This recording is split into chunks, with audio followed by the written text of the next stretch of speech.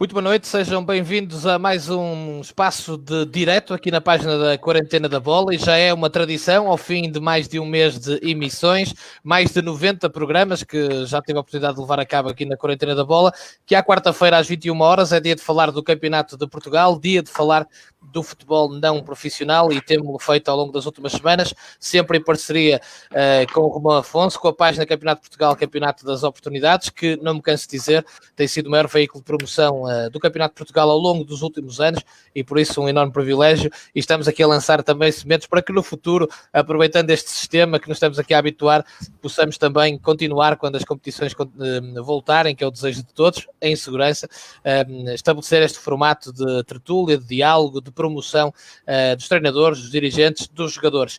Hoje convidamos para estar connosco, e é um enorme prazer receber os nossos convidados de hoje, o professor Manuel Machado, uma referência do futebol português, abraçou um desafio na próxima época, precisamente do Campeonato de Portugal, muitos anos depois está de regresso a este escalão, conhecedor profundo do nosso futebol. Esta semana teve um artigo no Jornal A Bola, para quem não leu, aconselho que o faça, e vamos falar sobre isso. Professor, obrigado por ter aceito o desafio para estar aqui hoje.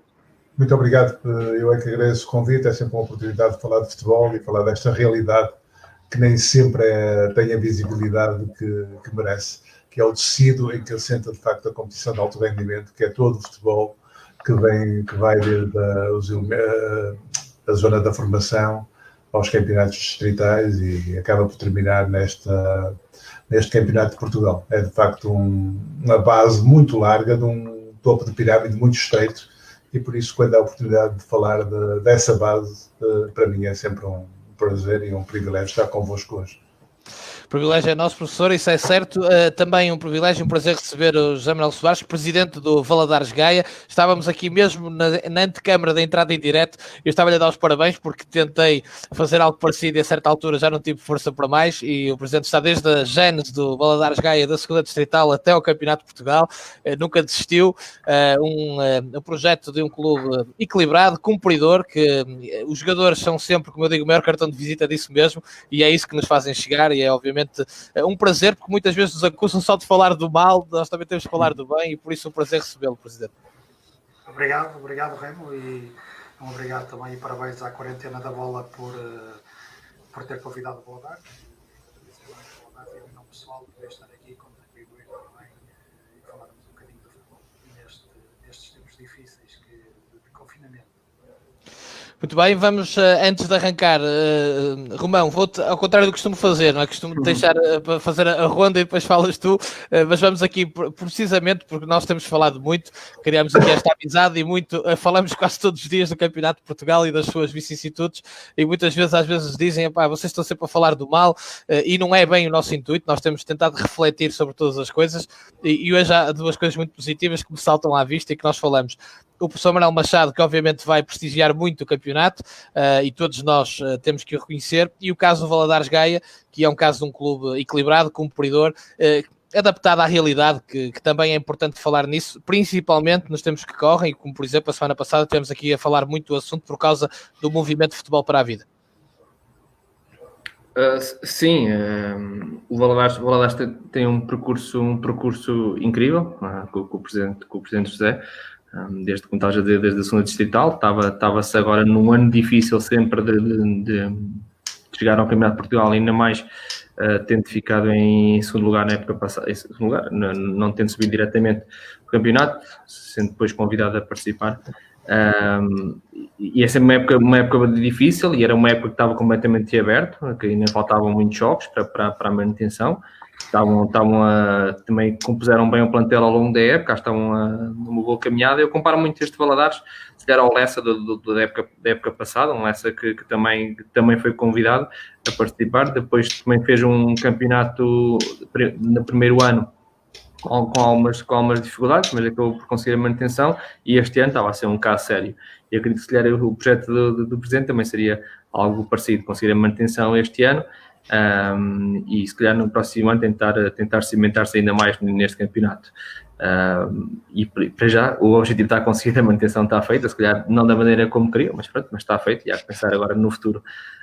O professor Manuel Machado, é uma honra imensa tê-lo pelo nosso campeonato e certeza vai ainda trazer mais. Acho que os holofotes estão-se a começar a direcionar cada vez mais para este campeonato e ainda vai selecionar mais. E ficamos para saber esta noite se o professor tem o objetivo de fazer com o Berço aquilo que fez com o Moreirense há uns anos atrás. Se o objetivo é esse, acho que esse é o objetivo desta noite, é saber isso. Professor, ora, está aqui um desafio ao qual nem eu posso fugir, ou seja, obviamente há muita ilusão das pessoas do Berço, há um trabalho também que começou do zero, aliás é a criação de um clube, portanto há aqui um paradigma também muito interessante, e o Presidente do Valadares de certa forma também encarnou isso, e este projeto, mas o Berço, eu fui acompanhando muito, principalmente o ano passado, quando estive na Associação Desportiva de Faf, pude conhecer as pessoas do Berço, jogamos contra eles, conhecemos o projeto, e perguntar-lhe exatamente isso, de como é que o convenceram, qual foi o aliciante que o fez aceitar este convite para estar no Campeonato de Portugal. Uma boa noite a todos que nos ouvem, como é evidente, já os cumprimentei a vocês. É assim, esta é uma situação um pouco particular e de algum modo surge na sequência de um conjunto de antecedentes e não seria expectável que esta realidade pudesse ser-lo. Ainda assim, como foi dito há pouco, o clube é um clube emergente, é um clube com 4 épocas, veio também da base até este Campeonato de Portugal, com o trabalho de muita gente que lá está. Eu não tenho muito para dizer acerca do assunto ainda, porque estou naquela fase de recolha de dados e pouco tenho ainda de informação relativamente a isso, e por isso não posso estar aqui a ir muito longe a tecer comentários sobre algo que não domino. Estou a trabalhar um pouco no sentido de me documentar o mais possível, de identificar de novo com esta realidade, e com certeza daqui a um mês ou mês e meio, aliás eu tive um conjunto de convites de vários órgãos da comunicação social para me pronunciar acerca deste projeto e não o fiz para nenhum deles. Estou aqui porque é uma situação também de alguma maneira particular. Mas realmente não há muito para dizer. O que lhe posso dizer é que o faço numa condição de absoluto, é pro bono, de absoluto amadorismo, e deixo isto bem realçado, e as pessoas do clube sabem também. Não há qualquer retribuição por parte do clube à minha prestação, e faço fundamentalmente por 2 pessoas que conheço há 30 anos, o presidente Joaquim Martins, que é uma pessoa que me é querida e com a qual lidei muito lá para trás, desde o tempo da Vitória de Guimarães, e com um jovem que também esteve ligado muito tempo à área da comunicação social, nomeadamente ao jornal Record, e depois à área da agência SAM, e continua a ter, que é o Marco Aurélio, não é? Exatamente. E foi pela amizade que tenho pelos dois e pela minha disponibilidade, de força desta inação profissional ao longo destes 2 últimos anos, que se reuniram, de facto, um conjunto de fatores que possibilitam partir e para dar uma ajuda a essas pessoas amigas, coisa que eu tentarei fazê-lo. Relativamente à questão do próprio campeonato, em termos específicos, como disse, estou numa fase de recolha de dados, estou a tentar identificar uma realidade diferente, primeiro com o clube e depois também com aquilo que é o espaço em que ele vai, de facto, ter que se movimentar. Neste momento, não poderei adiantar muito mais relativamente a esse aspecto.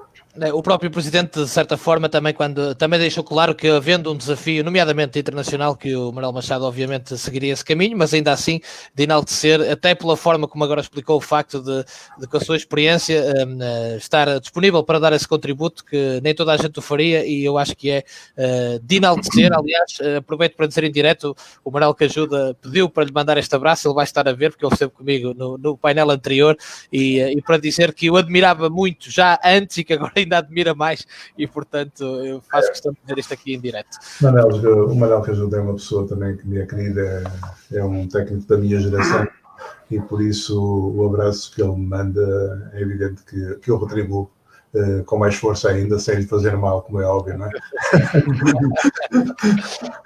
Sem contacto. Sem apertar muito. Já, e nesta fase tem que ser, é um abraço mesmo virtual, porque não se pode. Professor, para lançar aqui um tema que também vamos já a esse, para depois irmos também aqui ao Presidente do Valadares.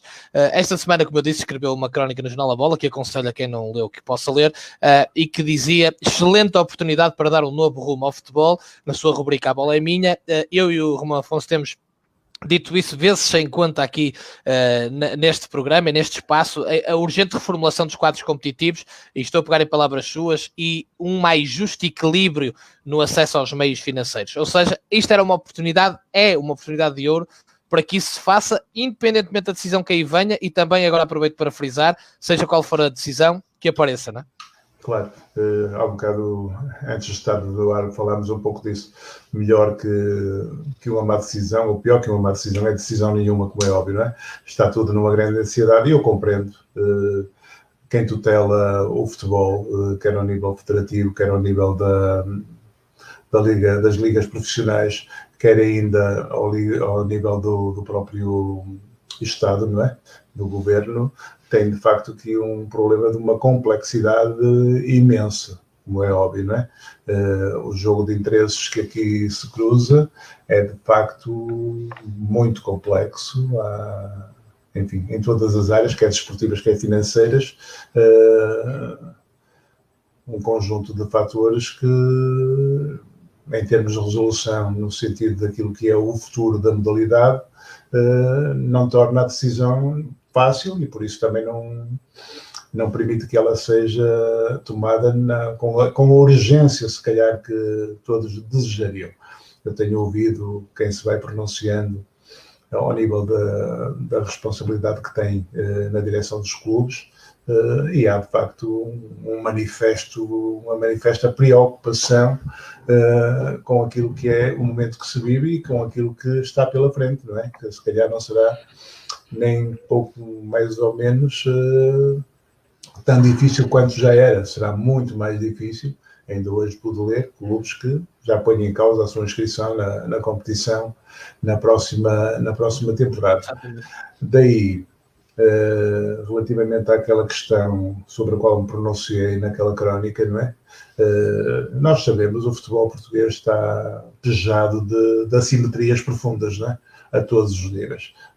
Há anos que se fala, e agora volta a falar-se da questão da assimetria naquilo que diz respeito à atribuição do dinheiro, no fundo, para falar de forma muito concreta, a questão da centralização ou não dos direitos de imagem do futebol é discutida há muito tempo, e somos quase únicos naquilo que é o quadro europeu a não os ter.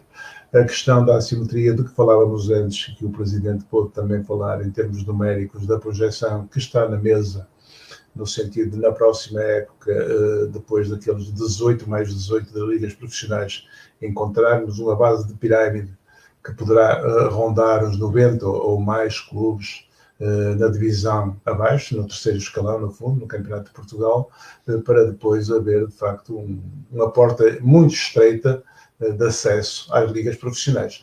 Isto para lhe dizer que aquilo que eu manifestei em termos de opinião, de facto, por força do momento e de todo este conjunto de indefinições e da tal complexidade de elementos que estão em cima da mesa, eu diria que é de facto um momento, se calhar, ímpar, e não se repetirá tão cedo, para que, avaliando tudo, com certeza, e é a minha opinião, aquilo que aconteceu já na Holanda, e agora julgo que a França também o fez, preservando alguns interesses, nomeadamente no que diz respeito à representatividade internacional do nosso país, seguindo um critério semelhante àquilo que a Holanda, por exemplo, seguiu, não é? Foi pegar na classificação no momento da interrupção e fazer dela a classificação definitiva, e daí projetar os seus representantes em termos da Champions e da Europa League,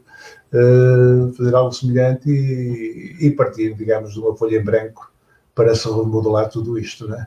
Há, de facto, a tal assimetria, criar, de facto, patamares intermédios eventualmente entre o Campeonato de Portugal e as ligas profissionais, de forma a que houvesse um acesso mais justo, nunca será fácil, mas mais equilibrados numericamente, será, em minha opinião, um dos caminhos, ou seria a oportunidade para conseguir ou para se trabalhar sobre isso. É evidente que quer a Federação Portuguesa de Futebol, quer a Liga, tem gente que tem um quadro de responsabilidades sobre ela mesmos e todos eles são, com certeza, remunerados para tomar este tipo de decisões.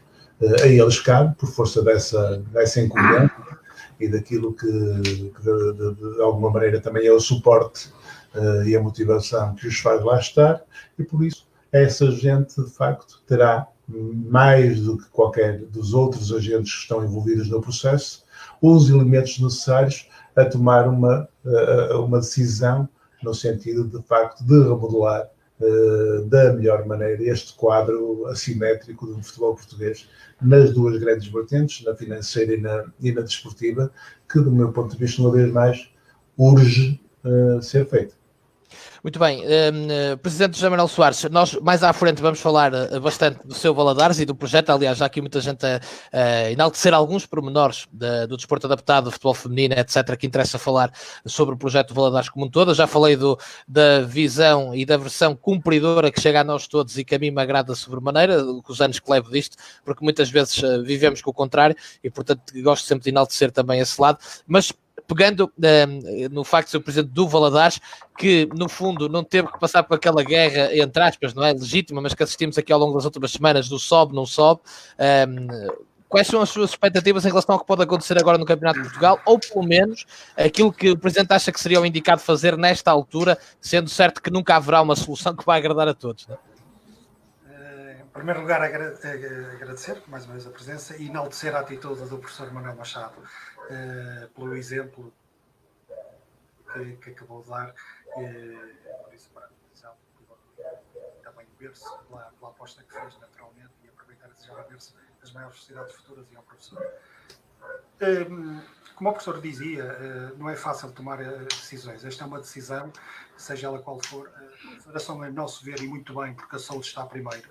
E eu também, numa altura que escrevi, disse mais valia perder um mês na vida do que a vida no mês, e que era apologista por uma questão de saúde, de que o campeonato fosse terminado. Tinha que haver uma definição. E optou-se por essa análise muito bem. Agora, a Federação tem outra decisão a tomar, que não é fácil porque vai ser impossível naturalmente agradar a gregos e troianos, porque tem clubes que têm expectativas de subida, naturalmente também têm que ser respeitados, provavelmente um alargamento vai ser necessário fazer, porque prepara-se para subir 20 equipas da Distrital, naturalmente, que vão engrossar o Campeonato de Portugal. Não sabemos ou não se vai ser criada uma divisão intermédia entre o Campeonato de Portugal e a Segunda Liga, já se falou muitas vezes sobre isso. Temos que deixar... Presidente, desculpa interrompê-lo, mas e as pessoas estão-nos a alertar para isso. Não se consegue, há momentos em que a gente perde completamente aquilo que está a dizer. Eu pedia-lhe, se tivesse a oportunidade de ver se tem algum portanto, auricular com micro, porque a gente não, há momentos que perdemos completamente aquilo que está a dizer e é pena que assim seja. Não sei se tem aí. Agora vamos tentar, com mais perto. Está-me a ouvir melhor agora? Sim. Sim, estava a dizer que a Federação que vai ser soberana na decisão que vai tomar, que é uma decisão que não vai agradar a toda a gente, naturalmente, e que vai haver forçosamente um alargamento do Campeonato de Portugal em termos de número de equipas, não é? Sabemos que atualmente 72 equipas, mais 20 que vão subir das distritais fará 92, e não sabemos se naturalmente a Federação vai criar uma divisão intermédia entre o Campeonato de Portugal e a Segunda Liga. Teremos que esperar isso, até porque os clubes também estão ansiosos, porque mais tarde ou mais cedo vão começar a preparar os plantéis e os grupos para a próxima época desportiva, como é óbvio. Presidente, de qualquer maneira, aproveito para... Agora ouve-se melhor, já agora dizer-lhe isto, as pessoas até já estão a agradecer também.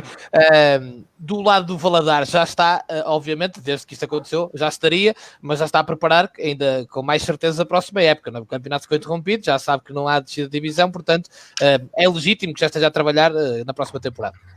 Remo, esta é uma segunda oportunidade para nós, ou seja, o Valadares, como sabem, estava em posição de descida, mas estava a 3 pontos da linha d'água quando faltavam 9 jornadas para o fim e nós estávamos na luta e havia uma confiança muito grande, diretiva, não só no plantel, como equipa técnica, e que nos iríamos manter e conseguir a manutenção no Campeonato de Portugal. Agora, nós este ano temos uma coisa que não tivemos o ano passado, é que o ano passado, quando fomos convidados para integrar o Campeonato de Portugal, já haviam equipas que estavam a treinar. Foi uma pré-época completamente atípica. O Valadares foi sempre um clube extremamente organizado e que nunca fez as coisas sempre por antecipação, no passado, e este ano não o podemos fazer. Esta época começou 2019 e 2020. Isto refletiu-se naturalmente na preparação desta época. E isso é algo que temos de novo esta oportunidade, que é fazermos as coisas com antecipação, prepararmos as coisas com muito tempo de antecedência para haver uma maior preparação, não só na constituição do plantel, na preparação, na calendarização dos jogos, por aí fora, não é? E isso é uma coisa que nós temos este ano, que é tempo e tranquilidade para o fazer. Para além de que temos a vantagem, o Valadares sempre foi um clube cumpridor, nós temos tudo em dia, e esta é uma bandeira que é os melhores cartões de visita que podemos ter, que é a seriedade e a idoneidade que faz de nós um clube diferente. Romão, obviamente até por força da página Campeonato de Portugal, Campeonato das Oportunidades, ter ganho por mérito próprio, a força que ganhou, recebes muitos feedbacks, tens lidado de certeza com muita ansiedade, muita informação, acreditas, vamos voltar a falar disto outra vez, acreditas que passará pela tal divisão intermédia ou tens uma leitura diferente à medida que o tempo vai avançando? Sim, eu acho que acima de tudo, sim, está a ser uns tempos conturbados e estão a ser dias completamente absorvidos por esta questão. E a informação quase muda, não diria de dia para dia, mas de hora para hora quase. Eu acho que seria mais fácil se a pergunta fosse sobre o campeonato da época 21-22 do que sobre a época 2021. Acho que a época 2021 é que está muito... ainda não sabe muito bem o que é que vai acontecer. Eu acho que se me perguntar sobre a época 21-22, eu acho que a resposta é mais fácil. Eu diria quase, acho que se a Federação não o fizer, acho que será uma exceção para todos, né, a este nível, de não fazer a criação das duas divisões. Acho que isso é ponto assente, e mesmo acho que a Federação também tem essa ideia de o fazer, pelo menos já o tinha mesmo antes disto tudo, quando mais nesta altura, e depois de muita informação passar cá para fora, para a opinião pública, e a opinião pública ser muito favorável a isso acontecer. Claro que há sempre pessoas que não concordam, mas a maioria seria apologista disso.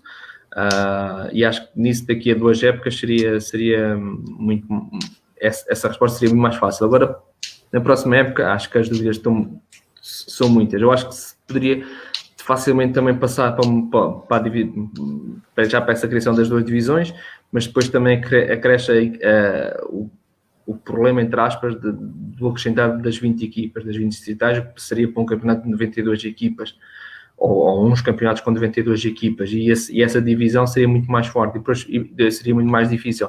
E depois temos que pensar numa coisa, que se subirem 92 equipas na próxima época e mantendo depois as 72 equipas, na próxima época teriam de descer 40 equipas de uma vez só.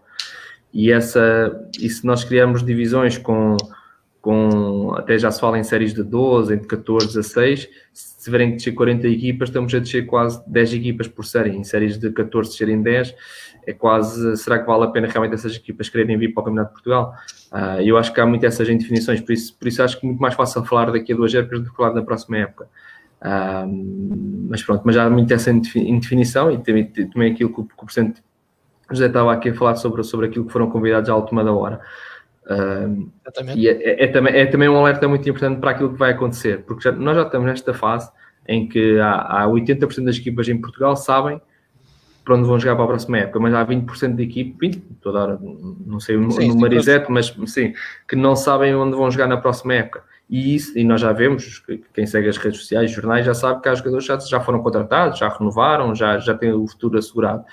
E, ou seja, daqui a 1 dia ou 2 ou 3 a Federação vai lançar um comunicado. e supostamente vai ficar tudo certo, onde é que as equipas vão jogar na próxima época, mas sabemos, e com o apertar que a Federação vai fazer das equipas, sabemos que poderá haver muitas vagas em aberto para este campeonato, ou seja, aquilo que aconteceu o ano passado até foi, se calhar, dos anos mais peculiares, onde só houve um convite, que normalmente costuma haver 2, 3, na próxima época estamos em crer que haverá muitos mais convites que o habitual. Mas isto não pode demorar, porque estas equipas já perderam 3 semanas, ou 4 semanas, ou 5 semanas em relação às outras, e ainda vão perder mais 5 semanas. Acho que aí será muito complicado, ou seja, são processos que têm que se agilizar muito, muito rapidamente. Claro que não é um processo fácil, no meio disto tudo aquilo que está a acontecer. Nós já aqui dissemos, podem dizer que a gente critica, mas também conseguimos perceber a dificuldade das decisões, que são difíceis, sim, mas acho que o agilizar disso, e nós já também temos contribuído também na nossa página com algumas publicações também para perceber o pulso das pessoas, e eu acho que também fará muito aquilo que eu percebo nos últimos anos. Acho que a Federação ouviu pouco o pulsar das pessoas, daquilo que realmente as pessoas queriam e sentiam e que seria o melhor, e acho que depois, e acho que nos últimos anos eles têm feito esse trabalho de se aproximar das pessoas. Nós também temos tido muitas opiniões e curiosamente eu até achava que ia ser uma salganhada muito grande das publicações sobre o futuro das competições e por acaso nem foram. Acho que houve muita unanimidade sobre se tinha que haver um campeonato ou 2 intermédios entre a segunda Liga Distrital. Houve muita unanimidade entre o número de equipas, entre esta questão das distritais. Acho que a Federação tem que ser realista e olhar para estas questões todas e ouvir o que as pessoas têm a dizer sobre isto tudo. Desculpa. Força. Não se esqueça de pôr o micro perto da boca. Ok. Eu acho que nós devíamos era partir todos em simultâneo da mesma grelha, da mesma partida. Ou seja, o ideal era haver uma quinta série e partirmos todos. E eu acho que faz sentido haver uma divisão, muito sinceramente, enquanto presidente do Campeonato de Portugal da Segunda Liga, mas tem que ser preparada. Ou seja, tem que ser uma alteração pensada, por exemplo, a época 2021-2022. Ok. Sim. É de uma quinta série, de um alargamento nesta divisão, em que todos possamos partir, digamos, em simultâneo, do mesmo ponto de partida. Sim, já sabem o que é que vai acontecer daqui a 2 anos, não é? Sim, é um bocadinho isso. Professor, voltando ao seu artigo, aliás, começa assim, diz que espera que a sociedade não passe uma esponja e que faça esquecer estes tempos e o esforço destes homens e mulheres que têm estado na linha da frente. Transpondo isto para o futebol, acredita que vão mesmo existir mudanças? Aquela questão de vamos ter que apostar mais na formação, vamos ter que ser mais conscientes na gestão financeira dos clubes e dos plantéis. Acha que isso vai mesmo acontecer? Tenho algumas dúvidas de uma forma muito concreta, como é evidente, não é? O futebol das modalidades desportivas é aquela que é mais conservadora de uma maneira geral. Quem está bem procura a manutenção daquilo que é o seu bem-estar e dificulta muito o acesso à mudança. Isto é transversal à modalidade, mesmo na evolução da própria regra. As mudanças no futebol são muito mais lentas do que em qualquer outra modalidade coletiva, e por isso, quando me pergunta que vamos ter uma revolução, que é a palavra exata, naquilo que é o nosso quadro competitivo, naquilo que é outra vertente do que já falei, que é a distribuição do dinheiro de uma forma mais equitativa, eu francamente, que estou na modalidade há quase 40 anos, tenho imensos pontos de interrogação sobre isso. Alguma coisa terá que ser feita, porque esta situação é insustentável. Eu estava a ouvir o Romão falar, não é? Qual contabilista, não é? O domínio dos números imenso, não é? E um quadro e um conjunto de cenários também diversos, quer para o imediato, a próxima época 2021, como a seguinte, 21-22, não é? Ouvi o Presidente também defender que seria importante que no imediato dessem um grau de oportunidade igual a todos os participantes, independentemente do molde em que a competição se irá fazer, de forma a que, a haver mudanças na época seguinte, o próximo ano fosse, de facto, de tentativa de acesso e de posicionamento, enfim, partindo da tal grelha igual para todos, às melhores posições. Mas como comecei por responder, é como acabo. Conhecendo a modalidade, conhecendo as pessoas que têm a capacidade e o poder de decisão, conhecendo um pouco a essência da modalidade no que diz respeito ao tal conservadorismo que normalmente lhe está subjacente, não é? Alguma coisa será feita, mas não acredito que haja uma revolução, ou seja, alterações muito profundas naquilo que são os quadros competitivos da próxima época desportiva. Deixa-me só colocar-lhe mais uma questão. Quando falou dos xadrezistas, lá está, as pessoas vão ouvir falar, eu depois posso mandar o artigo para quem quiser, porque eu tenho aqui guardado. Dos xadrezistas, dos ruidosos silêncios do topo da pirâmide para baixo, fica claro que, obviamente, sem vontade dos clubes da Liga de Futebol Profissional, é muito difícil depois mudar a pirâmide mais abaixo, não é? É assim, aquilo que ontem aconteceu na reunião promovida, julgo, pelo Primeiro-Ministro, onde estava o Presidente da Federação e o Presidente da Liga, e uma pequena representação dos 36 clubes profissionais do país, não é? Sendo que esses 3 não tinham qualquer tipo de ordem ao nível de uma representatividade, né? Ainda que fosse geográfica, não é? Por acaso até estavam 2 clubes de Lisboa e um do Porto, mas sabemos que a distribuição dos clubes profissionais faz muito mais a norte que a sul, mas uma vez mais, quem estava representado numa reunião, pelos vistos era importante no sentido de se criar uma base para decisões futuras, foram os mesmos, não é? Que, particularmente, e referindo-me ao artigo, não é? Por um lado, até de uma forma saudável, têm estado,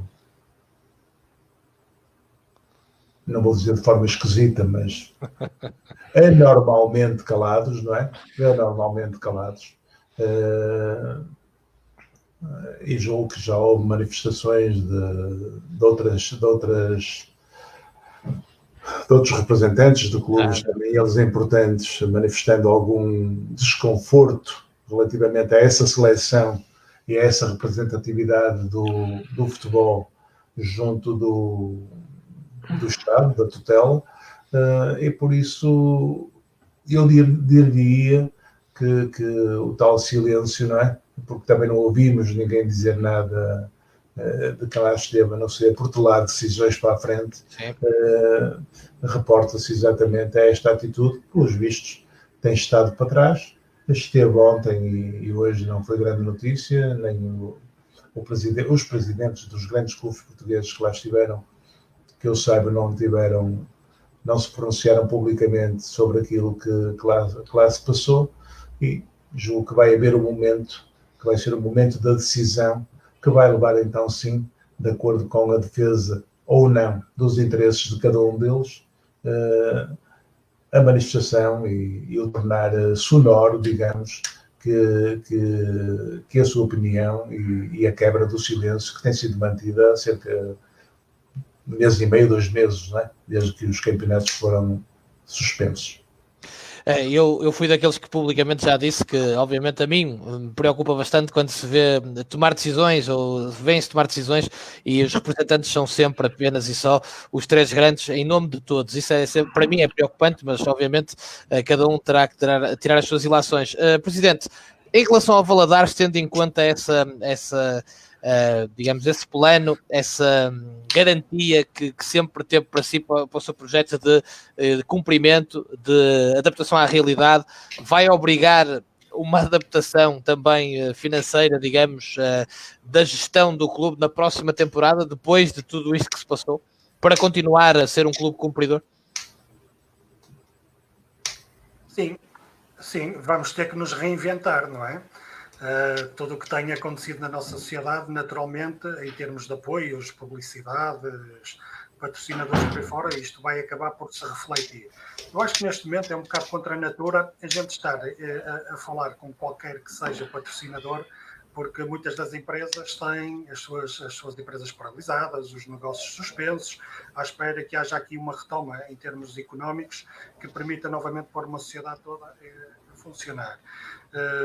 Nós continuamos a trabalhar no sentido, o Valadares foi sempre um clube muito imaginativo, muito criativo e muito proativo, sendo empreendedor numa série de iniciativas que nos conseguem trazer algumas receitas que nos vão equilibrando digamos, financeiramente ao longo do ano. E é isso que vamos continuar a fazer, sendo que nunca iremos construir castelos no ar. Neste momento estamos a preparar Valadares, no sentido de estamos a criar os alicerces para a construção da nova casa, de um projeto muito ambicioso que vamos fazer e que estamos a construí-lo, mas sempre com os pés bem assentos no chão e nunca prometendo aquilo que a gente nunca vai conseguir cumprir, ou não prometendo coisas às pessoas que depois não vamos cumprir e vamos ter que faltar com a nossa palavra. Isso é uma coisa que nunca foi feita no passado e também não vai acontecer, de certeza.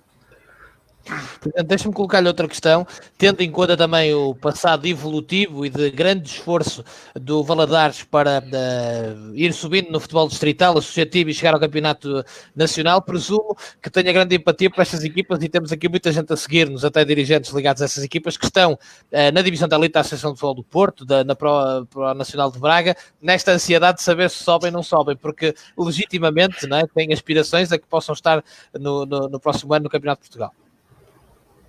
Sim, naturalmente. O Valadares também teve essas mesmas aspirações, por isso temos que compreender perfeitamente as aspirações dessas pessoas. Se eu não me engano, estamos a falar do Salgueiros em primeiro lugar numa divisão e o Tirsense na outra, sim. Na outra, que naturalmente que são clubes históricos, naturalmente do futebol português, em que estão a aguardar ansiosamente também, como nós tivemos o ano passado, e há 2 e há 3 anos, por aí fora. Porque a Associação de Futebol do Porto, naturalmente, na divisão de elite, tendo 32 equipas para subir uma ao nacional, também é um pouco surreal, não é? Em termos de quadro competitivo. Por isso, acho que pode e deve ser feita muita coisa para alterar os quadros competitivos, para haver aqui um maior equilíbrio e uma maior justiça também nesta situação. Romão, além de dar a oportunidade de comentares o que entendeste, o que foi dito, lance-te aqui outro tema. Hoje o Jornal do Jogo dizia algo que nós já falamos aqui algumas vezes também, mas com nomes, que é as várias desistências que estão à vista, mesmo garantida a manutenção por via do que aconteceu, o Ginásio, o União da Madeira, a AD Oliveirense, Fátima, Leiria, Olímpico de Montijo, o próprio Câmara de Lobos, o Cerveira que diz que precisa de apoios, ou seja, há um cenário de possíveis desistências, de várias desistências, que até pode fazer com que mais equipas no futebol distrital subam. Não ficas surpreendido com isto, ou seja, com a possibilidade de vários clubes, mesmo com a manutenção garantida desta forma, possam desistir da participação? Não fico surpreendido com as notícias. Ficava surpreendido se elas não participassem, sinceramente. Sim.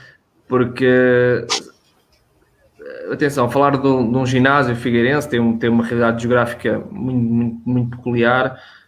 Falar do Câmara de Lobos, que as equipas insulares também têm sempre algumas dificuldades. Se não tiverem investimento, mesmo com os apoios, tem sempre muitas dificuldades. Eu acho que o resto das equipas estejam na faixa litoral, que são 90%, essas equipas da faixa litoral,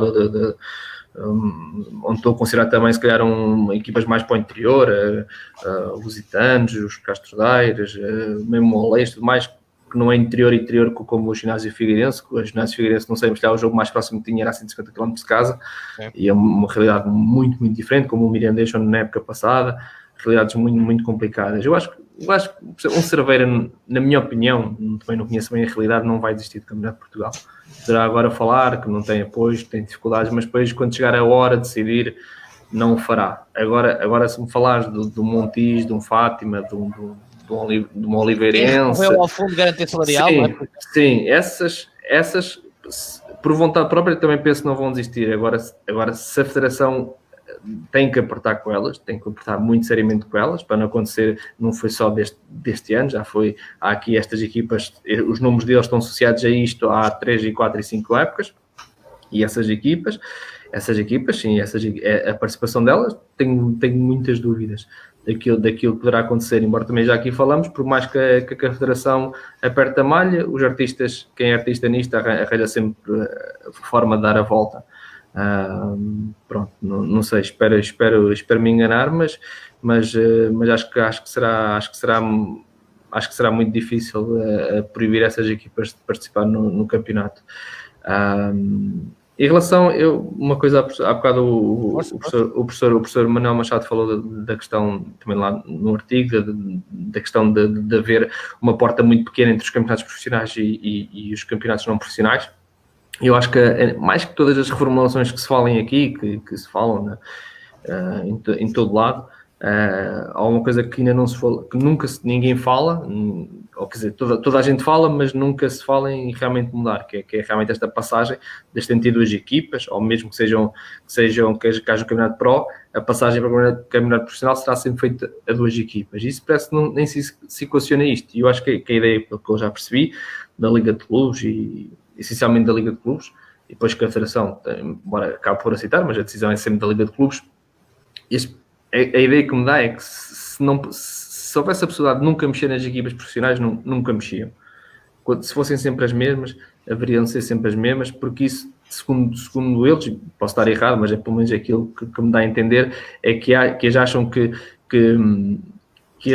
têm as garantias financeiras, já o acumular dos anos já ganham conhecimento para saber estar, para saber todos os requisitos que é preciso de uma segunda liga ou uma primeira liga, e isso é que é o entendimento. Eu acho, e se houvesse mais diversidade de clubes, essas garantias, o estar a ensinar, entre aspas, os clubes a serem profissionais, e ser mais difícil para o futebol nacional, isso não seria tão bom. Eu, por acaso, tenho uma ideia pessoal um bocado diferente sobre isto, porque acho que quanto mais diversidade houver e quanto mais for difícil tu conseguiste manter numa segunda liga, não é? Mais terás de apostar ou mais terás de reinventar para o conseguir. Vais ter que puxar de ti próprio. Agora, quanto menos equipas descerem, tu sabes que à partida será, entre aspas, difícil de descer, não é? Em 18 clubes descerem 2, se fossem 4 era muito mais difícil, não era? Descer. E acho que tinhas de reinventar e de fazer muito mais de ti próprio. Não estou a falar só dinheiro, porque acho que muitas vezes olha-se só para o futebol a este nível, só que interessa o dinheiro, e só com o dinheiro é que nos chafamos, só com o dinheiro é que somos campeões. Acho que é uma ideia, ajuda muito, claro que ajuda muito, mas acho que há outros patamares, há outras coisas que também são importantes. Eu acho que quanto mais houvesse diversidade, e aquilo que eu sempre defendi foram as 4 equipas, a passagem de 4 equipas todos os anos entre os profissionais e os não profissionais, acho que seria benéfico para toda a gente, que cria uma engrenagem muito maior, tanto nos profissionais, que lutariam muito mais para não descer, e havia muito mais...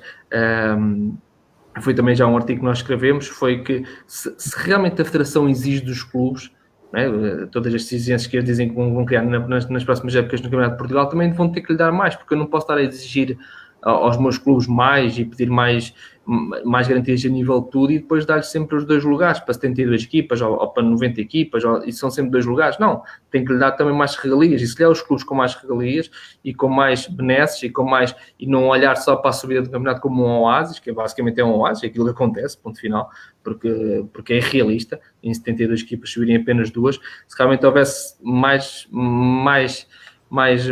possibilidade de equipas subir, acho que o futebol em Portugal teria muito a ganhar sobre isto. Todos teriam a ganhar, desde os profissionais aos não profissionais. Acho que, na minha opinião, acho que isto é inequívoco, mas pronto. Mas acho que quem manda tem um olhar diferente sobre isto, que na minha opinião é pena. Professor, para si é claro que, independentemente da vontade que exista no futebol profissional ou não para essas mudanças, que já sabemos que muitas vezes é curta, porque ninguém quer abdicar do seu quinhão, já falamos que há aqui uma grande parte do negócio, principalmente se falarmos dos direitos televisivos, como já foi aqui minimamente abordado, mas para si é claro que por uma questão de equidade deveriam descer mais clubes do futebol profissional e abrir um bocadinho mais o tal funil, a tal porta do Campeonato de Portugal para essa entrada no futebol profissional, para também, digamos, dar mais acesso aos clubes que estão no Campeonato de Portugal, a patrocinadores, a receitas, e se calhar, não sei, a evitar algumas megalomanias que acontecem, para se tentar tudo para que se esteja nos tais 2 que depois vão subir, e quando isso não acontece, eu já vi muitos clubes de ficarem perto e depois no ano a seguir é sempre a descer e por aí abaixo. É assim, nós podemos estar aqui a especular relativamente a modelos e a quantificar, de facto, o número de clubes que transitam do futebol não profissional para ele, não passará disso, não é? Aquilo que me parece, e eu já o disse atrás, a modalidade é conservadora, eu já disse atrás também, não acredito que se aproveite o momento para se fazer uma revolução em todos os quadros competitivos, não acredito mesmo. Agora, há uma coisa que me deixa alguma esperança, não é? A nossa Federação Portuguesa de Futebol, nos últimos anos, sob a gestão do atual presidente, tem feito um conjunto de coisas muito positivas no que diz respeito, nomeadamente, ao alto rendimento, não é? Aquilo que é a prestação das seleções, dando continuidade a um passado nas seleções jovens, enfim, na mesma linha, e um upgrade ao nível daquilo que a nossa seleção principal tem vindo a conseguir. Isso tem trazido um retorno também financeiro, não conheço os números, mas vai sendo público que a Federação respira bem do ponto de vista financeiro e tem criado também ela, e muito bem, na minha opinião, um património próprio ao nível daquilo que é uma logística que está ao serviço dessas mesmas seleções e que, pelos vistos, continua em crescimento, e não sei quais são os planos futuros que a Federação tenha nesse sentido. Mas, não perdendo o que eu disse atrás, ou seja, sendo a modalidade conservadora, sendo um momento especial que, em minha opinião, não será aproveitado para revolucionar todo o quadro, há uma situação que me deixa uma esperança, que é, dentro deste conjunto de coisas positivas, a atual Federação e esta gestão tem em si inteligência ao ponto de alguém ter sido capaz, eu vou dizer inventar, uma Liga das Nações, não é? Num quadro complexo, também internacional. Se essa inteligência for posta neste momento, porque as pessoas estão lá, ao serviço deste momento, eu acredito que mais do que aquilo que a gente possa estar aqui, nós e muitos outros que opinam à volta deste fenómeno, a projetar soluções, pessoas muito mais capazes, muito mais documentadas, muito mais senhoras dos elementos que estão em cima da mesa, possam encontrar uma solução mais condizente com aquilo que é a necessidade imediata para resolver esta complexidade de dados que esta pandemia e este corte, de alguma maneira, agudizou, mas que já se arrastavam há muito tempo. Não é novo esta situação das 72 equipes para subir somente duas. Esta situação agora veio criar, de facto, aqui um foco novo e trazer isto à discussão por força de todas as razões que já fomos enumerando. Por isso, eu digo-lhe que há gente na Federação com muita capacidade que, se deitar mãos à obra, com certeza encontrará uma solução, também por força de terem os dados que nós não possuímos, mais condizente com aquilo que é necessário. Essa é a esperança que ainda me resta. Professor, em relação à tutela, uma vez que, normalmente, ok, a Federação tem que tomar as decisões, tem a Liga para o Futebol Profissional, a Federação tem carta branca perante a lei para decidir, mas obviamente a tutela está acima na pirâmide, como já usamos aqui várias vezes, e numa situação excepcional ainda mais, e por isso, por alguma coisa, o Primeiro-Ministro, o Ministro, o Secretário de Estado chamaram a Federação, a Liga e os clubes. Pergunto-lhe se do lado governamental acha que teria aqui que haver algum tipo de ação, ou então não, realmente deixar nas mãos da Federação, que tem gente competente e capaz para isso. É assim, a tutela nunca tem respeito ao futebol. Eu não estou a falar deste momento. Sim, no geral. Como acabou de dizer o Primeiro-Ministro, veio a terreiro, enfim, reunir com aquela franja do topo da pirâmide para cruzar opiniões, com certeza, e, enfim, ter dados para tomar. De forma corrente, tem sido, naquilo que é visível, pelo menos, omissa numa intervenção. A gente sabe que isso é público, por exemplo, na Espanha, no que diz respeito aos direitos televisivos, em determinada altura, foi a tutela, foi o Estado que interviu no sentido de dar alguma justiça mais e contribuir para a correção de uma situação que era semelhante àquela que nós temos em Portugal. Nada disso, até o momento, em Portugal, presenciamos por parte de quem tem responsabilidades. O próprio facto de uma área de atividade como é o futebol, que num ranking está muito bem posicionada naquilo que são os seus resultados em termos, enquanto contribuinte para o erário público, não é? Não terem um ministro de desporto e terem só um secretário, também é ilustrativo da importância que a tutela, para além de ser uma atenta fiscalizadora no que diz respeito fundamentalmente à questão tributária daquilo que é a atividade futebolística, pouco mais tem feito, não é?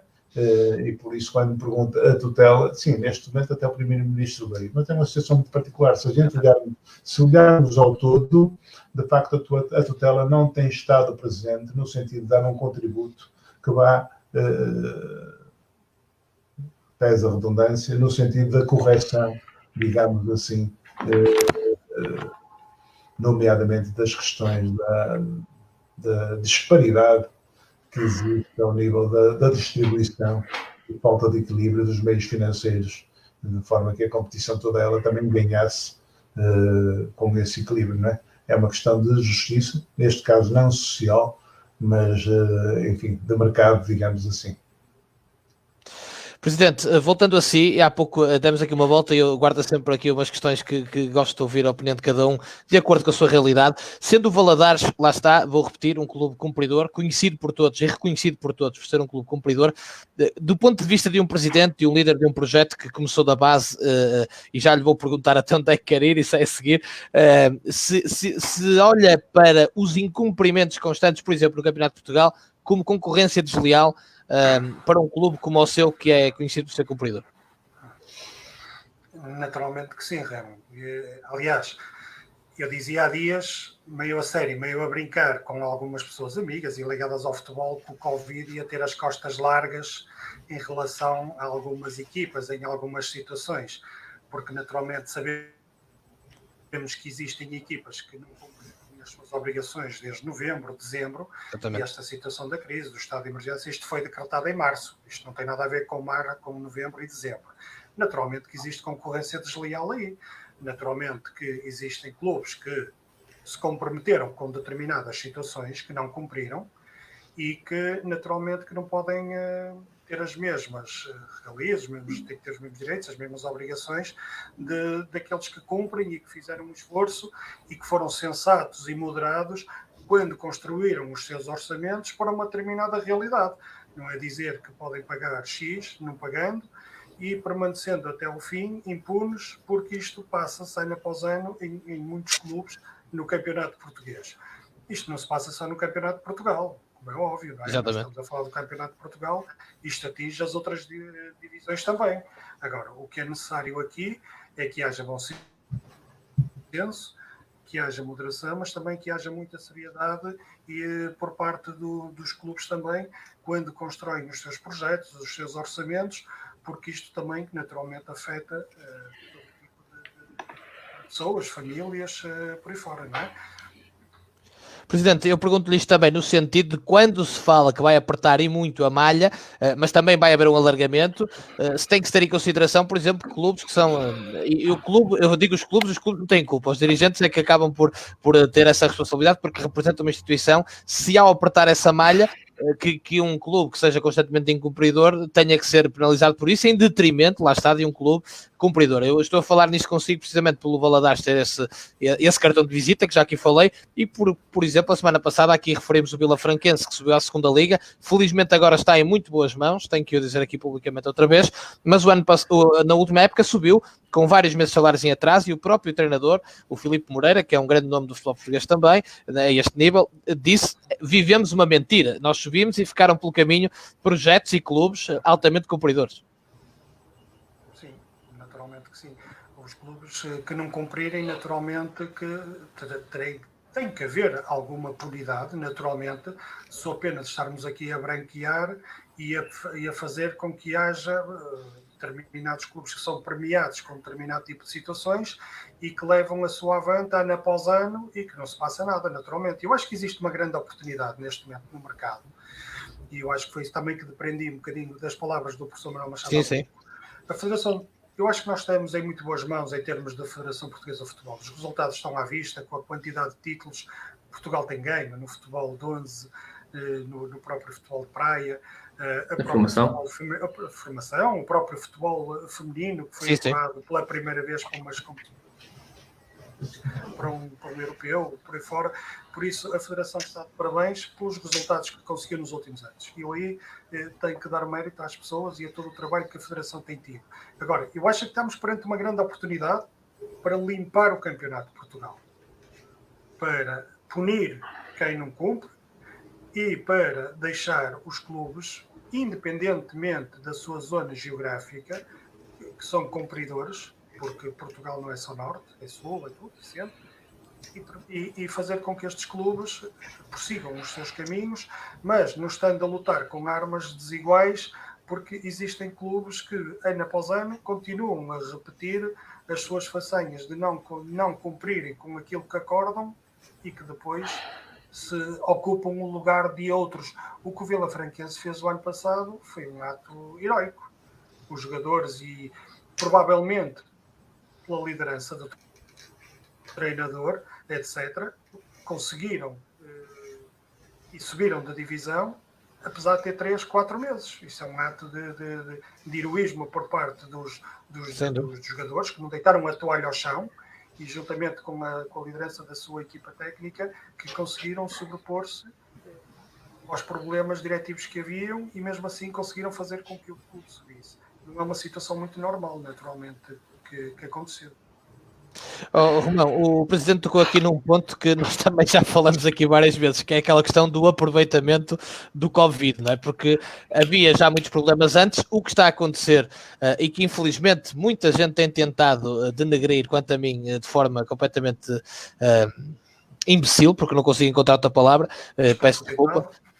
Despropositada, o movimento de futebol para a vida, e tem muita gente tentado criticar, mas o trabalho está à vista, tem ajudado muita gente, mas o futebol para a vida surgiu e os problemas das pessoas que estão a ser ajudadas no futebol para a vida já estavam, já existiam e são latentes no Campeonato de Portugal. E portanto, isto que o Presidente falou aqui, e eu estou a dar a minha opinião também, há realmente um aproveitamento de muitas situações, muitos clubes em relação a este assunto, quando os problemas já vinham de trás e que obviamente agora se agudizaram. Também não podemos dizer que não. Sim, claramente. E uma coisa que eu já disse, aqui algumas vezes, é que depois também será difícil a Federação, mesmo criando as regras, depois fazer um apertar, de realmente perceber se elas estão a ser cumpridas ou não. Mas há uma coisa muito simples que a Federação podia fazer. Isto até parece uma coisa um bocado estranha, mas é assim, ir durante a semana aos clubes às 9 da manhã, 9, 10 da manhã. Se eles estiverem a treinar e não forem profissionais, não podem treinar. É inadmissível um clube que não seja profissional, que pague 100 euros, 200 euros, 150 euros a jogadores e exigir, acordar com os jogadores para treinarem às 9 da manhã, ou seja, não conseguem ter um emprego. Se os jogadores não conseguem ter um emprego a troco de 150 euros, podem ter um emprego, mas será uma coisa muito estranha, porque não conseguem ter um horário normal de familiar e tudo mais. E isto, na minha opinião, e posso exagerar se calhar nas minhas palavras, mas é o que me apetece dizer. Eu acho que isto é quase alguém que pede a jogadores a troco de 100 euros, 150 euros para fazerem vidas profissionais. Para mim isto é quase um crime, mas também é culpa dos jogadores que o aceitam. E eu acho que aqui é a envolvência de toda a gente. Eu acho e nós fizemos logo na pré-época, nós começamos a perceber que em 70 equipas havia 50, à beira de 50 equipas estavam a fazer isto. Estavam a treinar às 9 da manhã, a fazer vida profissional. E quando depois realmente quem tem contrato profissional eram o Vizela e o Alverca e pouco mais. E o Real, não sei, mas pronto, eram meia dúzia de clubes só. E onde é que estão os outros 46 clubes? Isso era muito fácil de apertar, neste caso, de apertar esta malha. Agora, é claro, no outro dia, por acaso, vi um artigo interessante, que até partilharam na página, depois aprofundei mais. Por exemplo, a França tem, para já, é um modelo competitivo, na minha opinião, muito interessante, a nível dos escalões, de como são organizados. E depois tem outra coisa, que tem quatro patamares para os jogadores. Nós em Portugal só temos os profissionais e os não profissionais. Em França, este tem um sistema muito, muito, muito interessante, e está tutelado pelo governo, o que é que cada jogador, consoante o seu contrato, deve receber, ou o salário mínimo, o que acontece atualmente nós nos profissionais, mas para todas as divisões a nível nacional, isso acontece. As regalias, por exemplo, como é que isto é possível? Temos aqui, fazendo contas rápidas, se cada clube tiver 20 jogadores, que não são 20 jogadores, são mais, vezes 70 clubes, temos aqui mil e qualquer coisa atletas que não deixaram de ter um salário e não têm um apoio social agora nesta altura do Covid. E como é que deixamos estas pessoas amparadas na mão? O governo não nos pode ajudar porque eles não têm nada. E de quem é que é a culpa disto tudo? Também parte dos jogadores, mas também parte dos clubes. Eu acho que isto é uma coisa impensável que pode acontecer no futuro e acho que pode e deve partir por aí. Professor, até por força de eu e de toda a gente do futebol português, mas eu em particular ser admirador do seu trabalho, há coisas que o professor foi dizendo ao longo da sua carreira que eu guardei e que agora dou por mim a transportar para esta conversa para podermos deixar aqui a nossa reflexão nesta parte final desta nossa conversa e mais uma vez agradecer assim ao Presidente do Valadares por estarem aqui hoje connosco. Eu lembro-me de uma vez numa entrevista que deu ao Expresso que falou dos vendedores da banha da cobra quando era miúdo, que estavam na esquina a vender a banha da cobra, acho que era assim, que era a cura de todos os males. Na altura referia-se à questão da mudança dos treinadores, que a fórmula resultava 1 em cada 10, que os dirigentes tinham esse cariz da venda da banha da cobra e que depois qualquer coisa corria mal, uma série de resultados e lá se despedia ao treinador, vinha outro e a fórmula não resultava. Isto para chegar aonde? Este introito que se costuma dizer. Também acontece isto na questão da gestão dos clubes, na sua opinião, no que diz respeito aos dirigentes, e por isso termos tantos problemas como se está a viver agora no Campeonato de Portugal, e se calhar mais acima, não tão falados, mas no Campeonato de Portugal vive-se um momento em que ficou a nu muitas dificuldades de muita gente, até para sobreviver.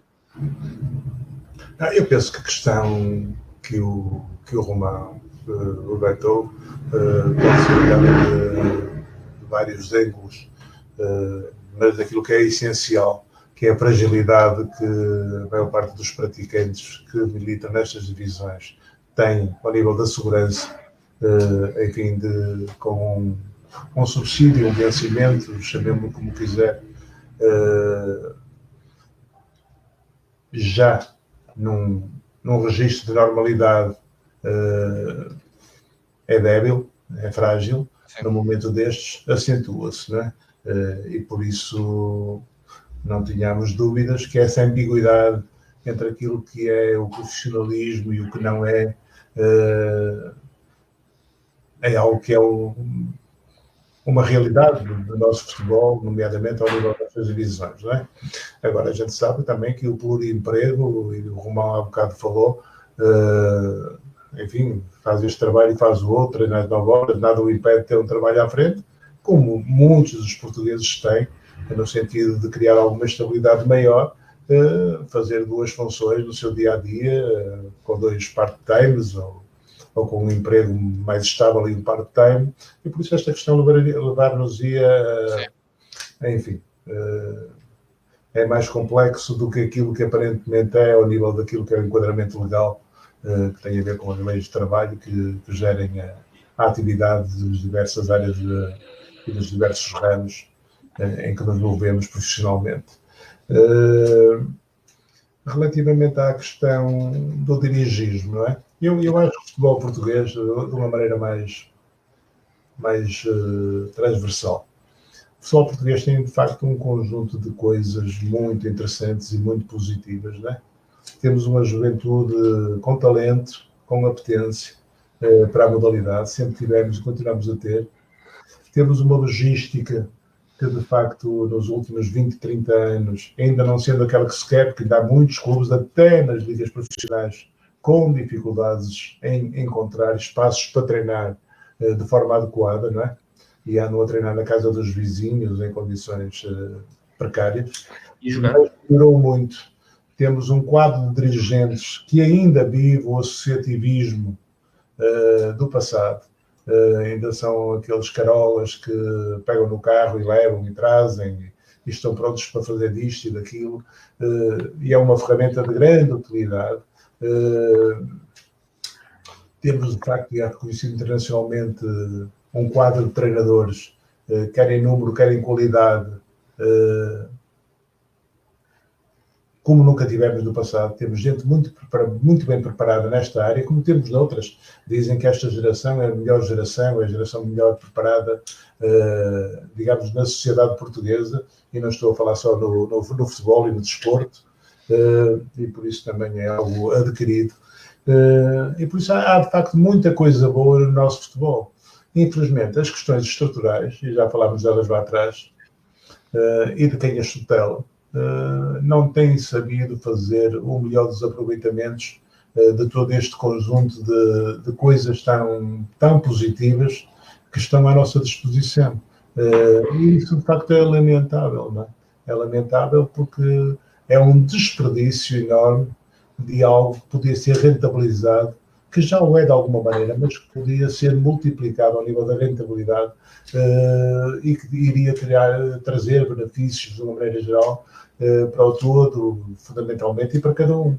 Eu disse também já em determinada altura, eu tenho muito respeito pelos dirigentes, trabalhei 40 anos com dirigentes fantásticos, de grande qualidade. E muitos que atravessam a vida, não é? Pelos clubes, tem que se dizer. Sim, isso também. E a todos os níveis, quer ao nível do futebol profissional, quer ao nível da formação, onde estive 20 anos, trabalhei com gente de grandes qualidades, sempre sem perder a noção de que gente é gente. E por isso todos nós, eu, você, enfim, todos nós 5 estamos aqui à conversa, temos coisas muito boas em nós e temos coisas menos boas, até mais. E por isso, de todos eles, eu procurei sempre reter as qualidades boas e tentar perceber aquilo que menos bom tinham e tentando ter algum... Enfim, porque não é fácil muitas vezes no cruzamento dos vários setores dentro de uma estrutura. É preciso ter alguma capacidade negocial, algum jogo de cintura, como se costuma dizer. Mas sempre procurei tirar deles ou partilhar com eles, subtraindo, digamos, aquilo que os caracterizava pela positiva. O que acontece, fundamentalmente, ao nível do dirigismo, não é? E daquilo que eu disse que estruturalmente está menos bem, não é? É a falta de perspectiva do todo. É assim, o negócio de futebol, a modalidade de futebol, como um todo, não há uma perspectiva global por parte não só das estruturas, desde a tutela, à federação, à liga, às associações, a quem dirige cada um dos clubes. Eu usei uma imagem que não quero ser de alguma maneira negativa, mas eu disse aqui numa outra crónica que escrevi para o mesmo órgão há algum tempo atrás, que os dirigentes tinham um horizonte que acabava nas unhas dos seus próprios pés. Né? As pessoas estão muito preocupadas com a resolução do problema do seu clube, que no fundo é o seu próprio problema, não é? Isto sem perder aquilo que eu disse. Exatamente. Tive o privilégio de trabalhar com dirigentes de alta qualidade, fantástico, gente fantástica a dar de si o máximo, mas realmente esse padrão do nosso problema é o nosso problema e é o que urge resolver, e o resto, não ter uma visão global de toda a área, digamos, de todo o futebol, acaba por fazer com que isto vá sendo uma coisa que se vai degradando ano para ano, vamos perdendo terreno, não é? De uma maneira geral, aquilo que tem acontecido com os nossos clubes, a título de ilustrar, ao nível das competições internacionais, ano após ano, é de perda de competitividade, não é? Quando há 10 anos ou 12 atrás, tínhamos 2 equipes na final da Liga Europa, na altura da Taça UEFA, hoje ficámos pelo caminho cedo e não chegámos com ninguém sequer à ponta final das mesmas provas. O que excetuando aquilo que também já foi referido das nossas seleções principais, nomeadamente a seleção A, ter tido um desempenho brilhante, e tendo porque fundamentalmente é sustentada por jogadores que jogam em mercados alternativos muito mais competitivos, né? Aquilo que é a composição da nossa seleção A em termos percentuais, basicamente assentem jogadores que não jogam no nosso campeonato, né? E isso dá-lhes outro andamento, outro rendimento, outro ritmo, e que tem permitido de alguma forma também essa prestação desportiva. Ainda assim, para não estar a espalhar muito, né? Quando houver de facto alguém que consiga congregar o interesse das partes no interesse do todo, com certeza que o futebol português, porque temos todos esses fatores positivos que enumerei atrás à nossa disposição, dará um salto qualitativo que a todos beneficiará.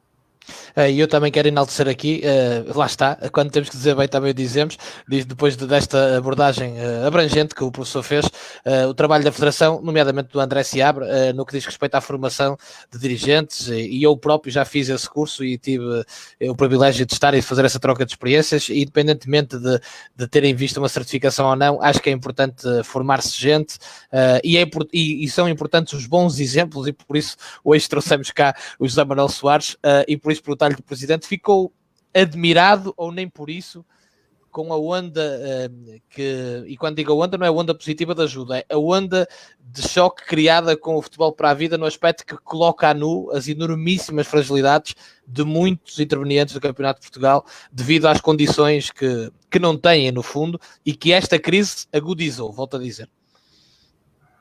Claro. Eu assumo, enquanto Presidente de Valadares, que após ter saído da distrital e ter passado para o Campeonato de Portugal, a exigência, muito mais exigência neste Campeonato de Portugal.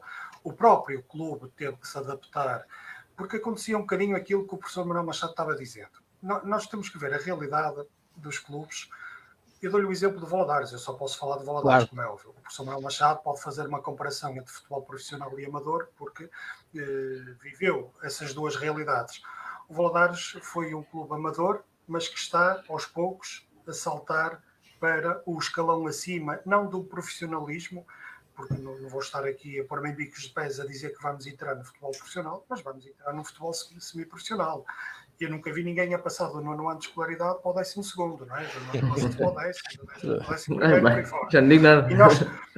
E nós temos vindo paulatinamente a subir de grau a degrau, a criar as condições, e como eu dizia há bocadinho, estamos a fazer os alicerces da futura casa que vamos construir para o Valadares. Estamos a passar de um T3 para um T5, duplex.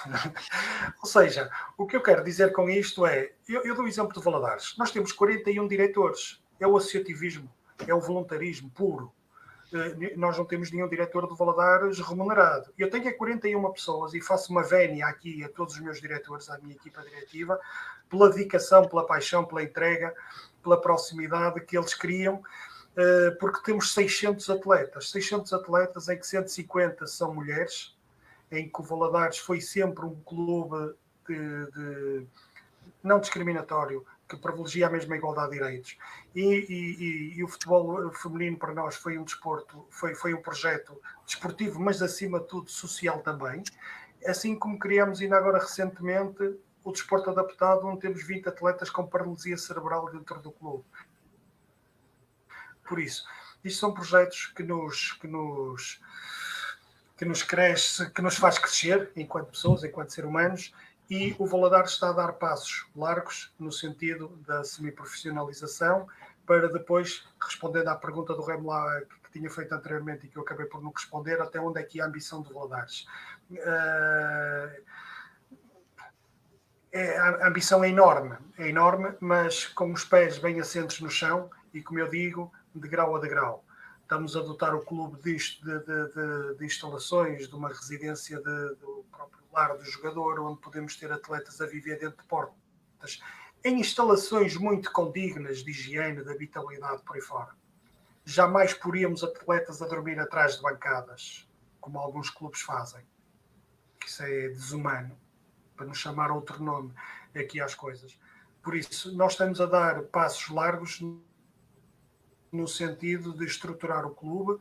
Agora, volto a dizer, uma ambição Nós não tínhamos, o ano passado perguntaram-me, então e se não subir divisão para o Campeonato de Portugal? Eu disse, nós não temos obsessão nenhuma com a subida de divisão para o Campeonato de Portugal. Isso era algo que queríamos muito, felizmente conseguimos, e estamos aqui por mérito próprio e queremos continuar. Por isso, esse é o nosso grande objetivo, é estabilizar, porque a exigência do Campeonato de Portugal é muita. Como dizem muito bem, muita gente diz, é o campeonato das oportunidades, e estabilizar primeiro para depois pensarmos, refletirmos se temos condições de dar outros passos. Mas não fazer e não copiar os maus exemplos que se passam neste campeonato e que infelizmente são muitos. Quando faz a radiografia ao campeonato, é muito mais exigente do ponto de vista desportivo. Também há mais clubes, há muitos clubes históricos. Aliás, acho que estou numa série cheia de clubes históricos do futebol português. Mas também a radiografia que faz é que é um campeonato com muitas assimetrias, podemos dizer assim. Aliás, com mais acima, e o professor Manuel Machado, eu lembro-me em 2017, lá está, memória de dinossauro, estava no Moreirense, julgo eu, de dizer que era um campeonato profundamente assimétrico, mas no Campeonato de Portugal muitas vezes fica essa ideia também. Para mim a pergunta, Ramo, desculpe. Sim. Sim, nós, repare, a Série B, agora vou ser malzinho, a Série B, dizem que a Série B que é a série mais competitiva do Campeonato de Portugal. Isto é relativo, como é óbvio, não é? Os representantes das outras séries dizem que é deles. Naturalmente que sim. Os melhores estão sempre ao norte, mas os campeões estão sempre ao sul. É verdade. Também é verdade. Essa é dos anos. Tem sido os do sul sempre a subirem. Mas é que conversa ao longo da época que os norte é que são. Lembro-me do caso do Vizela de não ter perdido um único jogo. Foi o ano passado, há 2 anos. Há 2 anos. E temos esse caso caricato, um bocado surreal. Mas sim, esta Série B, clubes históricos. Lembro-me que o primeiro classificado da nossa série, há 3 ou 4 anos, estava nas ligas europeias. O Arouca, não é? Verdade. O Arouca, não é? Clubes históricos como o Espinha, São Joanense, o Lessa. O próprio Lourosa com muita força, com um projeto muito credível, muito sólido também, naturalmente. Por isso não é fácil, mas nós vamos lutar muito pelo nosso espaço e por fazer merecer estarmos aqui nesta divisão, naturalmente. Deixa-me só, deixa-me só mandar aqui o abraço do Filipe Gouveia a todos do painel, o Mr. Filipe Gouveia, mas em especial ao Mr. Manuel Machado. Filipe Gouveia também, que nos acompanha aqui sempre em direto e faz muitas perguntas. Ele está aqui a fazer uma questão, Mr. Gouveia, a questão que estás a lançar já foi aqui respondida logo no início, vais ter que puxar a fita atrás ou ver no YouTube, porque essa pergunta já respondeu o professor Manuel Machado, também nós já falamos aqui, mas obrigado pela pergunta. Força, Romão, diz. Eu queria só fazer, se me permites, uma pergunta um bocado diferente daquilo que tens falado, e eu queria perguntar ao professor Manuel Machado se tem recordações da época 2000-2001, o ano em que subiu o Moreirense, e perguntar-lhe qual foram as memórias que ficou nessa altura da segunda B, e como é que toda a envolvência que ele tinha, mesmo na comunicação social, e como é que se vivia há 20 anos este campeonato, que acaba por ser um herdeiro dele. É assim, eu não tenho termo comparativo, termo de comparação, na medida em que é evidente que tenho memórias dessa passagem pelo Moreirense, e tinha estado em FAF 2 anos antes da primeira divisão. Eu ingressei no FAF na 4ª divisão, no 4º escalão, na altura 3ª divisão, e depois subimos de divisão para a 2ª B, onde fiz 2 anos, e depois é que fui para Moreira, e deu-se aquele percurso desde a segunda B até aos campeonatos de topo, né? Até a Primeira Liga. E por isso naquele tempo as coisas eram diferentes, com um modelo que, do meu ponto de vista, e vou continuar a dizer ao Romão, a nossa federação terá com certeza gente muito mais capaz do que nós, pelos dados e pela tarimba, e pelas qualidades e pela formação, para fazer um desenho daquilo que vai ser o futuro do futebol português, nomeadamente das competições não profissionais. Mas naquela altura havia 3 séries de 20 equipas, e subia uma equipe de cada série, o que dava garantia Norte, Centro e Sul, não é? Sim, vocês falaram há pouco, não é? O Vizela há 2 anos fez um trajeto sem derrotas e depois do playoff, não me parece justo, não é? E até esse modelo há 20 anos, agora porque estamos a falar de eventuais... Sim. A minha pergunta não era só dos modelos, era a nível de toda a envolvência do campeonato, da paixão. Pelo menos havia a certeza que enfim, num campeonato exigente de 20 equipes para subir uma, aquilo ganhasse, tinha assegurado a subida, coisa que agora não acontece, não é? E era um modelo, até por comparação com o atual, me parecia mais justo e também não levava, por exemplo, como disse o Romão há um bocado, que falou na descida de 4 em vez de 2, não é? Era uma situação intermédia, digamos assim. Exatamente. Sim, exato. Sim, 3, 4. Dessa fase, de facto, foi uma fase muito rica para o clube, porque pela primeira vez conseguiu, com esse início de trajeto, não é? Com essa subida e esse campeonato ganho na segunda B, chegar à segunda liga e depois à primeira liga pela primeira vez no seu histórico, não é? E foi muito importante para mim também, não vou aqui omiti-lo, não é? Eu vinha de 20 anos de formação, de muito trabalho em paralelo no futebol profissional do Vitória de Guimarães, que tive durante esses 20 anos, tive a oportunidade de trabalhar como técnico adjunto ou preparador físico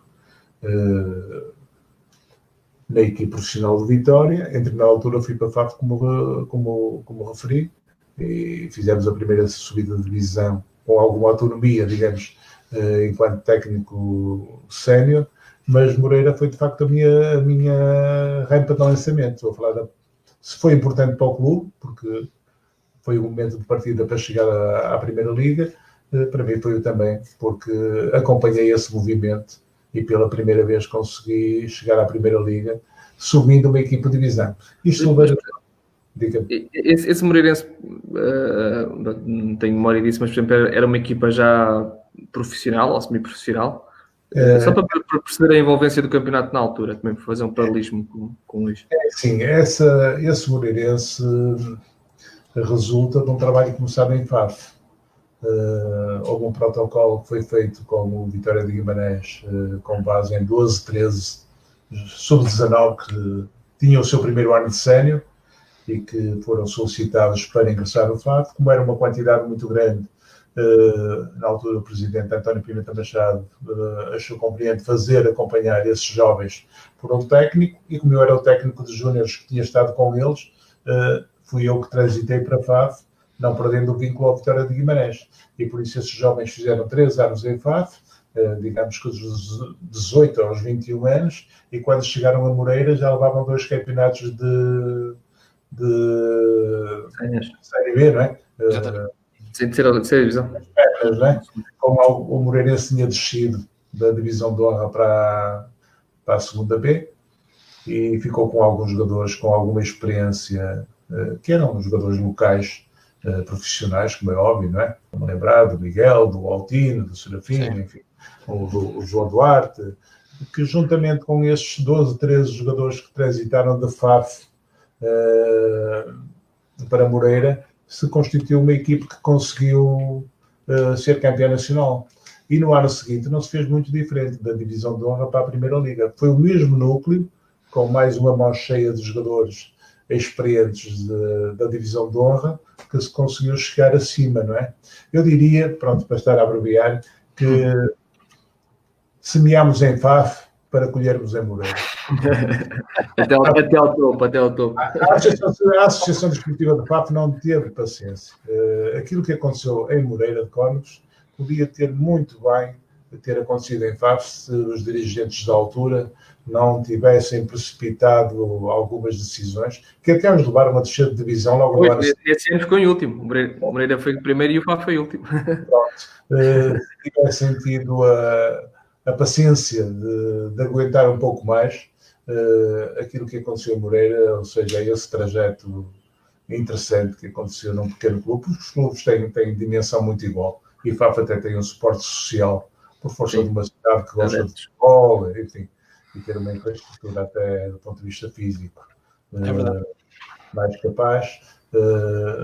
podia ter acontecido lá. Mas foi interessante e por isso guardo excelentes memórias das pessoas com quem trabalhei, não só os atletas, como os dirigentes da altura, muitos deles ainda lá estão, as pessoas também se alteram, não é? Por isso o Manuel Machado daquele tempo não é o de hoje, como não são os dirigentes que são os mesmos. Presidente Magalhães.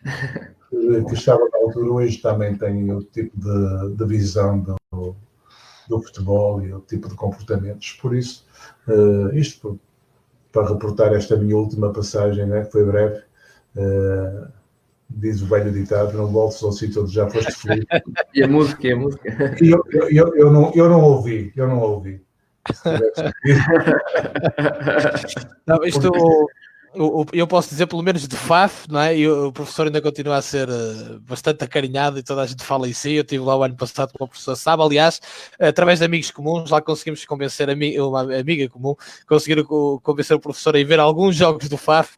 Já serviu de scouting, professor, para este ano. Agora já os jogos do FAF que viu o ano passado já serve de scouting para conhecer um bocadinho mais ainda do campeonato. Só para fechar, esta história de estarmos no futebol enquanto profissionais, não é? É isso mesmo, não é? Mas quando isso se alia uma postura e um comportamento adequado, dá-nos isso, não é? De me convidar a ir a FAF, de ir a Coimbra, onde estive na Académica, ou Nacional, ou ir a Braga, que até sendo eu de Guimarães, há sempre aquela rivalidade, e ser muito bem recebido pelo porteiro, pelo responsável da relva, pelos dirigentes, até gente da bancada onde vou e sou bem tratado. Porque, pronto, para além da questão profissional, houve sempre da minha parte o cuidado de ter um comportamento cívico, um comportamento social, que me dá hoje essa possibilidade de ir a qualquer sítio por onde passei e ter, de facto, gente amiga, gente pelo menos que me dá uma envolvência confortável e não me hostiliza. Isso já me dá, enfim, algum conforto mais também em termos daquilo que foi o passado, não é? É um grande título e é verdade, o professor é reconhecido e acarinhado em todo lado. Eu falei de FAF pela minha experiência pessoal, mas é verdade, em todo lado, sem qualquer dúvida. Romão, agora tens o desafio de lançar uma pergunta ao Presidente. Não estava preparado. É isto, o direto é isto, pá. Não, porque há bocado quando estava a falar, queria perguntar por exemplo, nós temos a ideia que e mais o Presidente vinha de uma distrital muito forte, como era a do Porto, muito competitiva, se calhar metade dos clubes, se calhar que faziam bons rendimentos com os mesmos plantéis, se calhar faziam bons rendimentos no Campeonato de Portugal, e acha que se calhar se tivesse mais tempo a ter preparado o campeonato, querendo só a manutenção nesta primeira época, acha que com seriedade, acha que é preciso um investimento muito grande para conseguir a manutenção neste campeonato, muito diferente daquilo que teria de fazer na Associação de Futebol do Porto? Até para resumir a pergunta, é mais fácil subir na distrital do Porto ou manter-se no Campeonato de Portugal? Muito difícil. Deixe-me primeiro dar uma novidade ao professor Manuel Machado, porque fruto do projeto ambicioso que estamos a começar a construir para o Valadares, nós vamos ter o futuro diretor-geral do Valadares, é um ex-atleta do professor Manuel Machado na Académica, que é o Zada. Eu não sei se ele na altura era conhecido por Zada na Académica, mas... Já apareceu aqui hoje, Presidente, aliás, está aqui. Já apareceu a dar um abraço ao professor e ao Presidente agora, não é? O Zada, sim? Ok. E o Zada foi atleta do professor na Académica, vai ser o futuro diretor-geral. Muito bem. Um abraço para ele, então. Obrigado, porque estamos a começar a construir e a colmatar determinadas lacunas que o clube tinha em determinadas posições, que também vai ao encontro da pergunta que o Romão fez agora, que são as necessidades muito mais exigentes que um campeonato de Portugal tem e que nós temos que naturalmente nos adaptar no sentido de evoluir e para subirmos patamar a patamar, como eu dizia há pouco. É um campeonato que tem mais visibilidade, que tem mais notoriedade, naturalmente. É uma montra para os jogadores. É o campeonato das oportunidades, volto a referir, e naturalmente que o clube também tem que tirar partido desta situação do ponto de vista de visibilidade e notoriedade. Nós temos essa visibilidade e notoriedade no futebol feminino, por estarmos na Liga BPI, na primeira divisão nacional, não é? As entradas dos clubes grandes, com exceção do Futebol com o Porto, nomeadamente do Sport Lisboa e Benfica e do Sporting, trouxeram uma dinâmica e trouxeram uma qualidade tal e qual como aconteceu no futsal quando entrou também o Benfica e o Sporting. E isto é evidente, não é? Por isso, as exigências são diferentes. É muito difícil subir na elite para o Campeonato de Portugal. É um campeonato desgastante, muito duro. As equipas estão muito próximas. Ou seja, aquela equipa que for mais regular ao longo da época, naturalmente é que acaba por subir de divisão.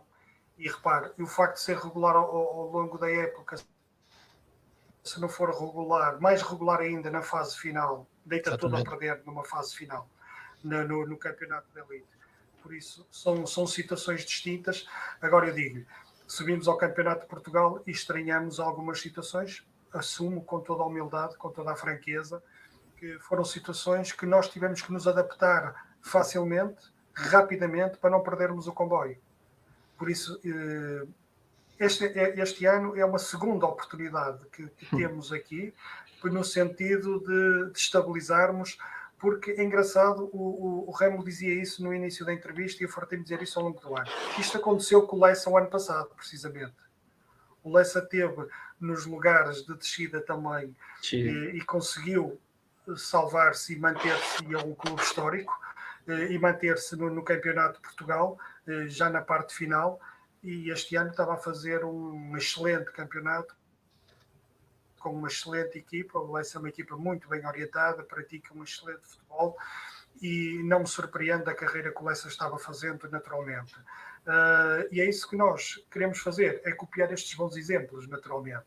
Por isso é que estamos a dotar o clube de pessoas, trazer pessoas para dentro do clube também, porque não é só crescer em termos de qualidade de atletas, nós temos que crescer em termos de infraestruturas também.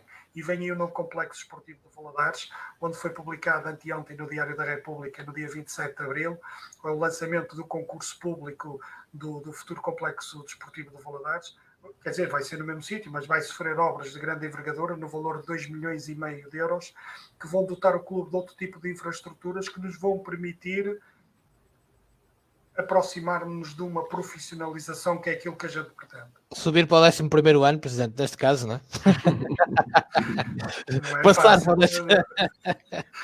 passar já no 10º ano, não já é fácil. Há 9 nono. anos o clube estava... Mas até o nono não se Há chumba. 9 anos o clube estava nessa... Não. É passar do 12º para a faculdade. Exatamente. Isso é quando chegar à segunda liga. Presidente, já agora passa pelo projeto de ter jogadores profissionais e também perguntar-lhe se passa pelo projeto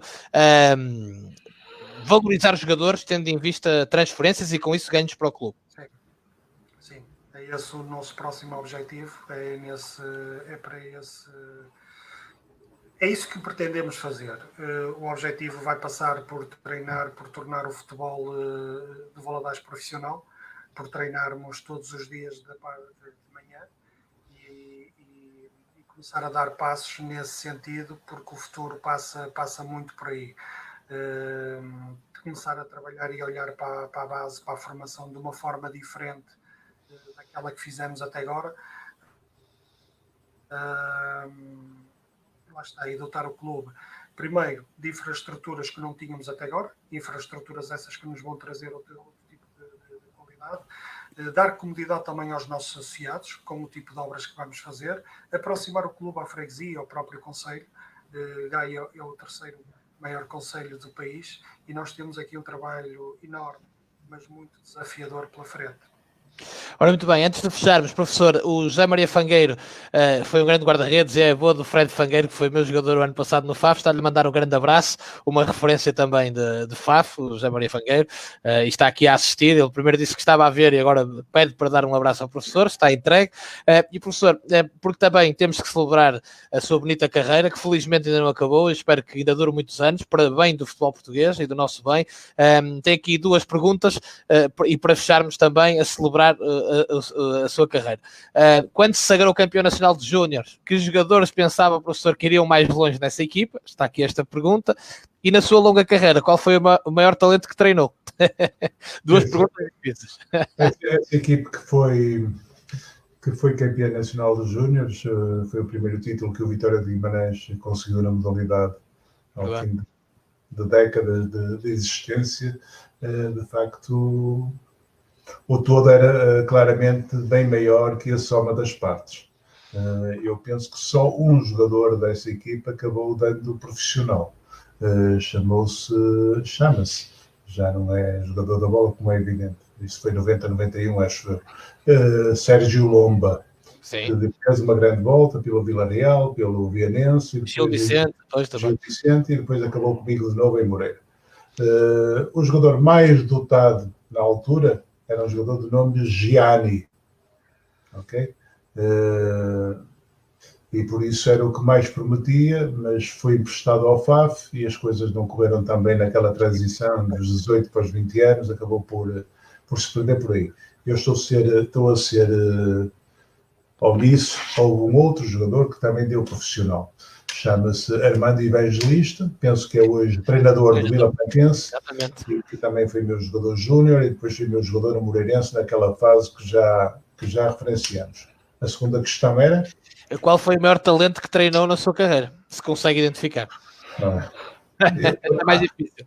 É difícil. Eu trabalhei com muitos jogadores muito interessantes, mas se calhar aquele que explodiu de uma forma mais evidente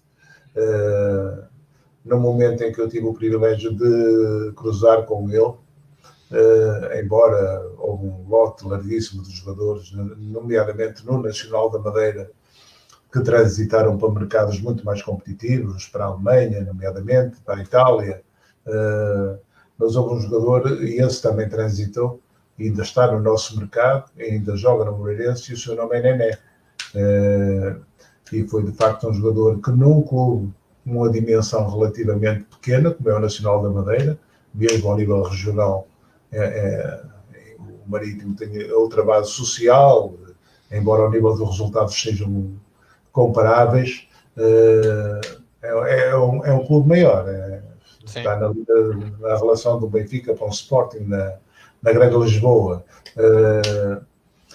Dizia eu, conseguiu ser o melhor marcador do campeonato português nessa época.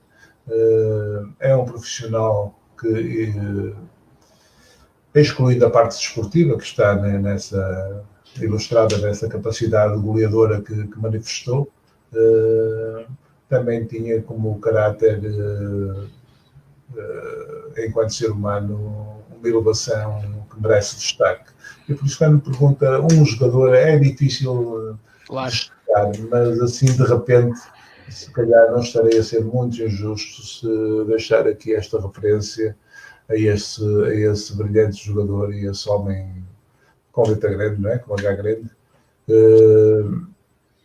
com quem tive, como disse, o privilégio de privar. Também que falou do Armando Evangelista, que eu assim aproveito para dizer que ele na terça-feira vai estar aqui na Quarentena da Bola, como treinador do Vila Franquense também, e já o convidei, ele já aceitou e realmente ele fez parte dessa equipa, porque foi uma das coisas que eu andei a pesquisar e ele lá estava nessa equipa de campeões que o professor orientou, e é desta forma que vamos terminar por hoje. Lembrar que na próxima quarta-feira às 21 horas estaremos de regresso, eu e o Romão com convidados, há dois que já estão confirmados, o presidente do Lusitânia de Lourosa e o presidente da Associação de Futebol de Lisboa, portanto que para quem nos está a ouvir já sabe que daqui a uma semana, pelo menos esses dois, e eu e o Romão cá estaremos, e hoje agradecer muito ao professor Manuel Machado, no meio de todas as solicitações que teve, agradecendo por ter estado aqui e por ter aceito o convite primeiro da Cátia e depois meu para estar aqui connosco nesta tertúlia, porque é sempre um prazer ouvi-lo. Professor, obrigado, saúde e que tudo corra bem no berço, que é o que todos desejamos também. Muito obrigado para vocês todos, foi um prazer estar convosco. Espero que a conversa tenha sido agradável também para quem nos ouviu. Presidente, não é da minha série, ainda assim. As maiores felicidades. Obrigado, igualmente. Obrigado. Boa noite para todos. Presidente José Manuel Soares, um abraço também para si, que continua nessa caminhada, nesse projeto bonito do Valadares, até onde preconiza, e obviamente também foi um prazer recebê-lo e conhecer um bocadinho mais de todo esse trabalho e de toda a estrutura que está por trás desse trabalho, em que o Presidente é obviamente a face mais visível, e boa sorte para a próxima época também. Uma boa noite. Obrigado, Remo, e felicidades para o programa também, e com muita saúde, que é o que todos esperamos. E obrigado pela oportunidade que nos deram, está bem? Muito bem, Romão, para a semana cá estamos, obrigado mais uma vez. Um abraço. Abraço, obrigado, boa noite.